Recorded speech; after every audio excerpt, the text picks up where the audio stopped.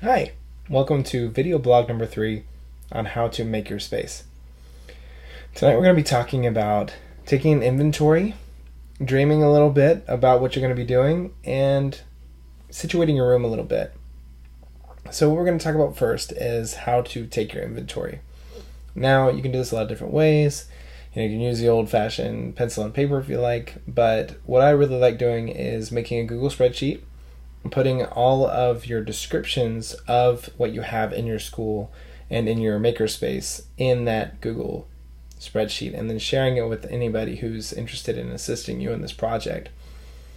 So when you do that, what I would do is I would take a description of everything that's in the room. I would then take and I would write down the quantity of the things that I had, and I would write down where they were located, because it's nice to know that you have a certain amount, and it's nice to know whether it's working. And then if it's technology, you want to go ahead and plug it in and make sure that it's working properly. And that's what I did today, and it was great. It worked out really well. I got to see what things were broken and what things wouldn't hold a charge, and because you definitely don't want to do that later when you think you have a certain amount of things and then you find out it's not working. I mean, even one thing can completely ruin a lesson or ruin someone coming in to use your makerspace if that technology is not working correctly. So after you take your inventory, what you want to do is begin to kind of dream a little bit, because you know now what you have, and you begin to go through and look at everything. And so begin to think, okay, what can I use this for? Because I've got all this tech. And then also begin to dream about, okay, what am I going to need to purchase in order to do some of the things that I want to do? One of the things that's going to help you with that, though, is beginning to clean up your space. And that's why I wanted to talk to you about situating your room a little bit. When you situate your room, you can kind of see what you want to do with it a little bit easier, because it's kind of like trying to go to sleep when you've got your head full of stuff from the day. You kind of just have to take a minute and just kind of let the day wash off and just clear your head a little bit before you can get to sleep. And it's the same thing when you're trying to design your space.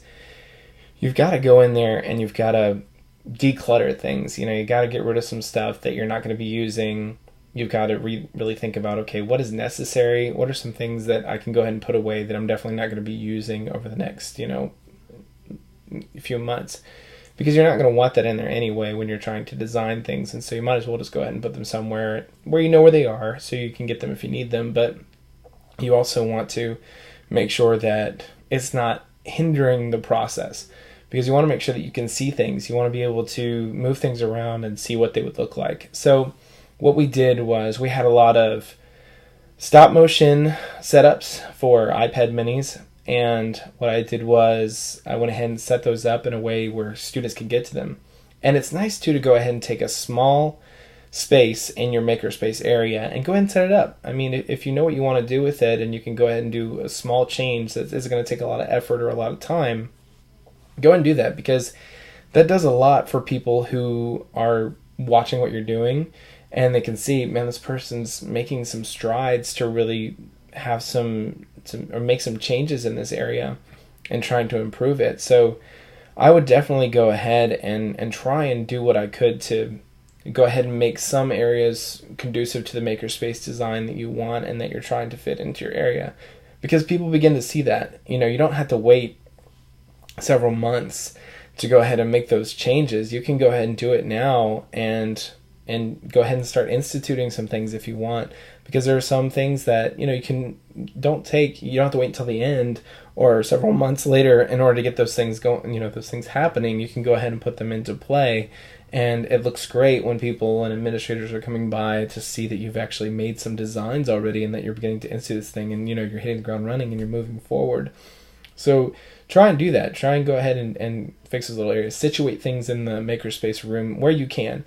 Don't try and take on anything big that requires a lot of construction or a lot of time, because remember, you really want to design things to where they're effective. But little things that you can go ahead and move around, go ahead and do it, because it looks great and it shows people that you're moving forward in the direction that you want to be moving in, to go ahead and set up some things. So with that, work on your inventory, work on situating your room a little bit, and work on dreaming and write your dreams down. Don't feel like you can't write down some crazy ideas, because you're going to use those and look back at those later. So with that is my 5 minutes. I hope you enjoyed this video and look forward to talking to you tomorrow. Thank you.